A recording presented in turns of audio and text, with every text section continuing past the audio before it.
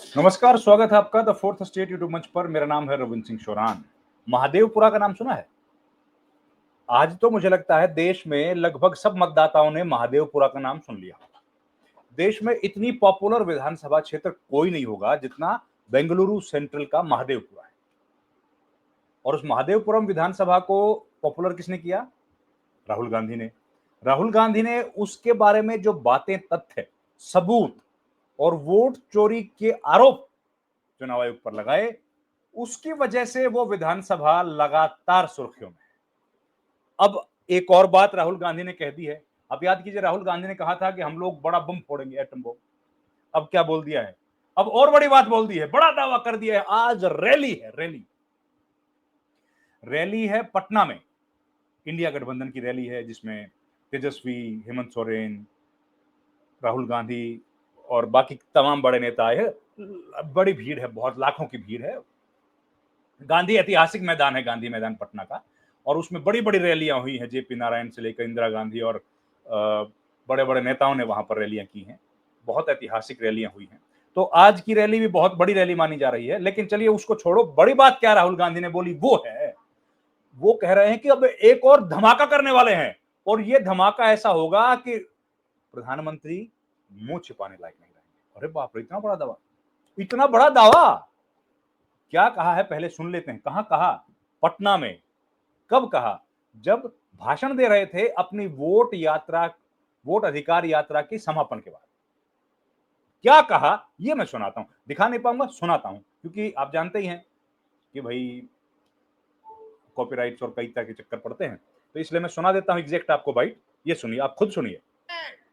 Vote चोरी की सच्चाई है। ले लीजिए। मैं बीजेपी से कहना चाहता हूं, अच्छी तरह सुन लीजिए। बीजेपी के लोग अच्छी तरह सुन लीजिए। भैया, एटम बम का नाम सुना आपने? सुना है एटम बम का नाम? उससे बड़ा क्या होता है? उससे बड़ा क्या होता है? एटम बम से बड़ा हाइड्रोजन बम होता है। होता है नहीं होता है? माधवपुरा में हमने एटम बम दिखाया था। बीजेपी के लोगों, तैयार हो जाओ, हाइड्रोजन बम आ रहा है। हाइड्रोजन बम आ रहा है, तैयार हो जाइए। आपकी जो सच्चाई है, वोट चोरी की सच्चाई है, वो पूरे देश को पता लगने जा रही है। ये देखिए कितनी बड़ी बात कही है। एक और धमाका करने वाले हैं। अब कई सूत्र कह रहे हैं कि ये धमाका हरियाणा से होगा, कई लोग कह रहे हैं कि हो सकता है महाराष्ट्र से हो, लेकिन अभी पता नहीं है, क्योंकि जाहिर है उस पर रिसर्च करेंगे, लंबा समय लगता है, और उसके बाद कहीं जाकर इस बात का एहसास होगा, पता लगेगा कि क्या ये बात कह रहे हैं। लेकिन ये बात उस दिन आई है 1 सितंबर को, जिस दिन सुप्रीम कोर्ट ने एक बड़ा झटका दिया है ज्ञानेश कुमार को। सुप्रीम कोर्ट ने कहा है कि अब जो 1 सितंबर को सूची फाइनल आने वाली थी, और 31 तारीख तक जो कहा गया था कि अपने आवेदन दे सकते हैं दावों को लेकर, अगर किसी को ऑब्जेक्शन है तो, जो 65 लाख वोट काटे गए थे, अब चुनाव आयोग ने कहा है कि वो तिथि बढ़ा दी गई है, अब बाद में भी आप दे सकते हैं। तो वो एक झटका आया, और इस बात की संभावना भी बढ़ रही है कि हो सकता है बिहार में ये विधानसभा चुनाव जो होने वाला है, शायद उसी वोटर सूची पर हो जाए जो लोकसभा के वक्त पर बनी थी, प्लस जो इस दौरान एडिशंस हुए। अब ये झटका तो बहुत बड़ा हो जाएगा। लेकिन इस बीच राहुल गांधी ने और टेंशन दे दी है इलेक्शन कमीशन को, बड़ी भारी टेंशन दे दी है, और कह दिया है कि उनके पास और विधानसभाओं में भी वोट चोरी के बड़े दस्तावेज मौजूद। अब क्या है, ये बड़ा महत्वपूर्ण है देखना। क्या उनके पास, देखिए, हिंदुस्तान के लोगों को अपने वोटिंग राइट्स के बारे में जो जागरूकता अब मिली है, वो शायद पहले नहीं मिली थी। होगी, हो सकता है। देखिए, जागरूक तो हिंदुस्तान के लोग हैं, लेकिन जागरूकता में इजाफा हुआ है।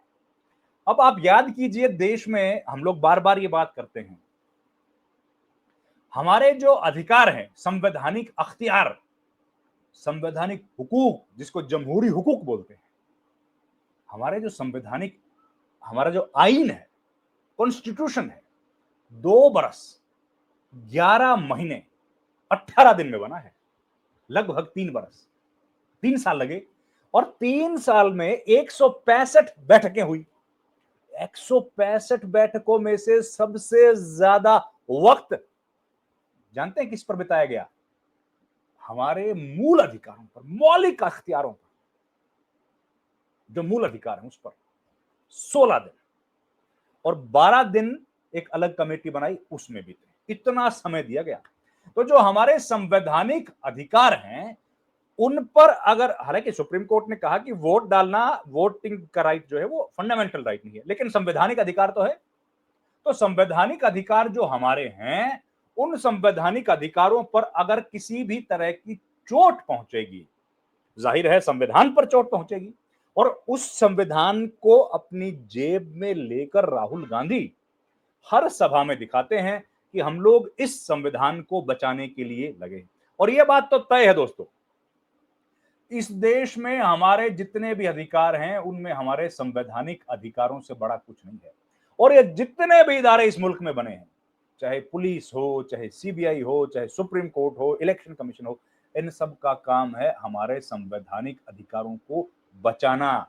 ये सरकारें उनकी रक्षा करना, ये सबसे पहला काम है, बाकी सब बात नहीं।